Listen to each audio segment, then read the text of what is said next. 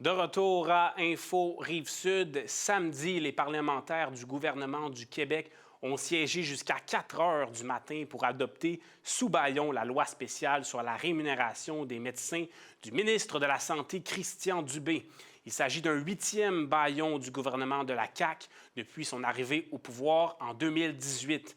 La loi prévoit aussi une série d'articles qui mettront fin aux moyens de pression des médecins. Justement, de leur côté, les fédérations de médecins s'indignent de cette réforme et veulent contester la loi devant les tribunaux. Revenons sur cette situation avec la docteure Caroline Delille, présidente de l'Association des médecins omnipraticiens Richelieu-Saint-Laurent. Docteur Delille, bonjour. Bonjour. Ça doit être des temps très chargés pour vous, donc merci encore une fois de prendre le temps pour nous à Info Rive-Sud. Je dois vous demander, premièrement, après quelques jours de beaucoup de tensions, finalement, la loi spéciale qui a été adoptée, est-ce que la colère est toujours présente dans vos rangs? Il y a de la colère, mais il y a beaucoup de tristesse aussi. Je parle en mon nom, mais je pense que j'ai écouté mes collègues dans les 4 derniers jours énormément. J'ai fait face à des situations troublantes. Puis sincèrement, j'ai mal à ma profession présentement, puis j'ai mal à mon Québec. Je pense que le gouvernement est peut-être allé trop loin dans la manière à utiliser pour atteindre ses objectifs. La méthode, voilà. Là, il y a quelques choses à éclaircir. La dernière fois qu'on s'est parlé, que vous êtes venu ici en studio à Info Rive-Sud, vous m'aviez parlé de 2 choses distinctes. Donc, d'un côté, l'entente cadre et de l'autre, le projet de loi du gouvernement.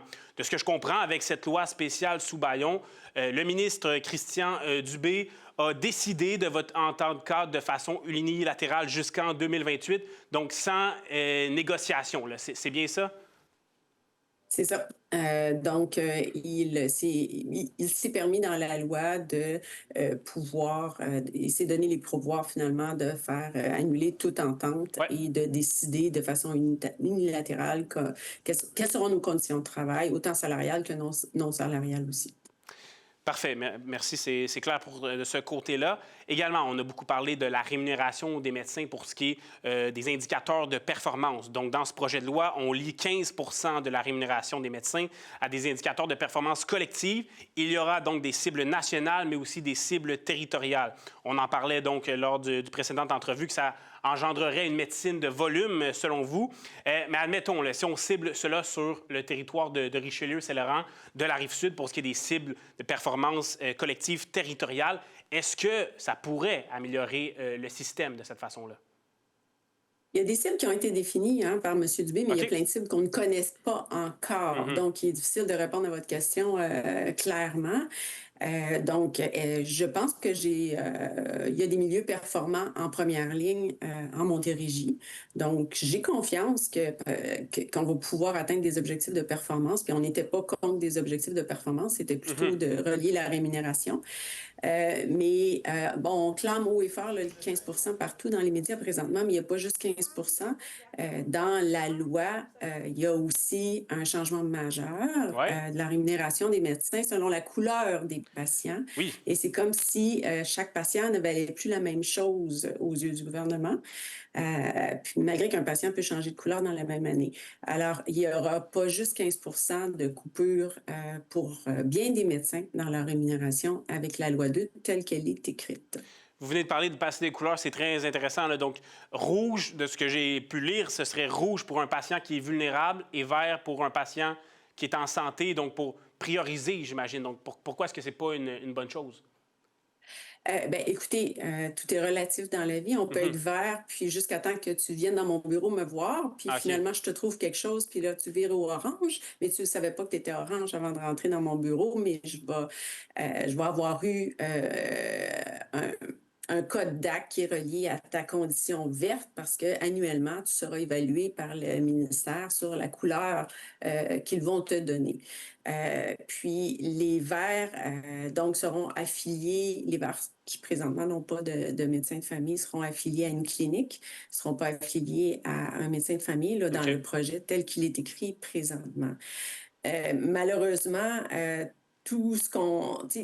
toutes les atteintes que nous aurons à faire va se faire Comment, oui, avec un travail à la chaîne nécessairement pour augmenter le nombre de visites possibles, avoir un milieu de soins.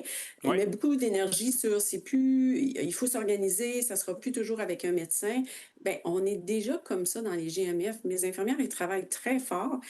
Ils voient beaucoup de patients. Je vois pas comment ils vont pouvoir en voir plus, Donc, la puis que je vais rémunération par pouvoir capitation, ça ne marchera pas, là, c'est ce que vous me dites. ben, j'ai pas dit que ça marchera pas, OK. ça marche ailleurs, OK? OK. Mais de dire que demain matin, on va juste pousser une liste de patients dans mon GMF et voilà.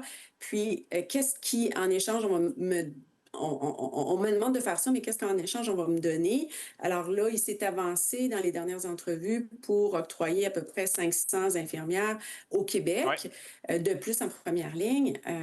500 infirmières, c'est des graines, hein? On est à la base 384 GMF présentement.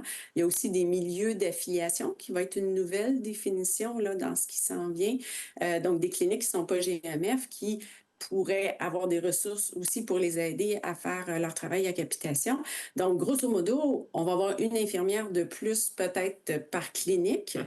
Je vous avais dit la dernière fois Oui. que quand je travaille à l'hôpital, j'ai 10 infirmières sur le plancher en même temps que moi. OK? Ils font leur partie, ils viennent me voir pour les diagnostics, les traitements. Donc, c'est 10 pour 1.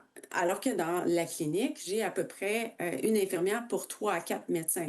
On n'est pas du tout dans le même ratio de soutien, de ressources. Puis, je suis étonnée de dire qu'il y a les infirmières aussi de plus pour aller faire ça. Déjà à l'hôpital, on n'est pas en surplus d'infirmières présentement. Et dans certains GMF, on n'a pas 100 des ressources qui sont présentement attribuées avec le programme GMF actuel qui tient lieu. Alors, je ne Mhm. suis pas sûre qu'on va avoir beaucoup d'aide pour atteindre nos objectifs de performance, du moins pas à court terme. Je vois. Il y a aussi l'exode des médecins vers l'Ontario. C'est une crainte de la population en général. Il y a eu même des menaces de pénalité de la part du ministre Christian Dubé au niveau de ce projet de loi. Est-ce que c'est quelque chose que vous ou vos collègues, peut-être, de Richelieu-Saint-Laurent, ou vous avez également une clinique à Greenfield Park, je pense, songent là, de quitter vers l'Ontario? Il y a des choses réalistes. L'Ontario ou le Nouveau-Brunswick, hein, nous, en Montérégie, on est comme dans le milieu. Mais de quitter, oui, oui, il y a des médecins qui ont déjà signifié OK. à leur chef de clinique en Montérégie qu'ils devançaient leur retraite avec les conditions actuelles de travail. Après ça, j'ai une médecin présentement en maternité qui fait et de la première et de la deuxième ligne et qui a dit qu'elle ne reviendrait pas après son congé de maternité en première ligne. Donc, dans cette clinique-là, il y a un médecin de moins finalement Mhm. qui va pouvoir octroyer des rendez-vous à des patients. Donc, on sait pas, on n'a pas encore toutes les données, hein, ça fait 4 jours. Oui, je comprends. Beaucoup de gens parlent, réfléchissent. Ceux qui ont moins d'attaches regardent un peu partout, puis on se le pas. On reçoit des offres pour aller pratiquer ailleurs comme médecin. Ce qui est clair, je pense, oui, qu'il va y avoir des départs. Mhm. Je pense que ça va juste faire mal. On était déjà pas nombreux. On manquait déjà 2000 médecins de famille pour prendre toute la population québécoise en charge. Donc, ces départs-là vont faire mal. Ceux qui vont rester vont en avoir encore plus sur les bras. Je pense pas que c'est bien. Puis, les effets secondaires de cette loi-là, la façon dont c'est été mis sur papier, ça crée un environnement qui est toxique, qui est décourageant, qui est désengageant dans la gestion d'un changement, puis d'un changement qui est gros puis qui est majeur qu'on nous demande de faire. C'est pas cette tactique-là, en tout cas en gestion ou en gouvernance qu'on nous apprend. Donc, on va avoir affaire à des médecins qui sont découragés, moins engagés, qui vont avoir ça sur le cœur. Ça va être difficile. Ça va être difficile. Outre le fait qu'on va être moins nombreux, ceux qui vont rester, je pense qu'ils vont être démotivés aussi.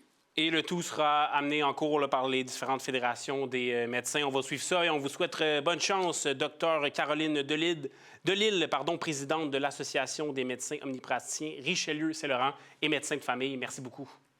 Merci à toi. Bonne fin de journée. Après la pause à Info Rive-Sud, on parle d'insécurité alimentaire avec le directeur général de Moisson Rive-Sud, Danny Etu. Restez là.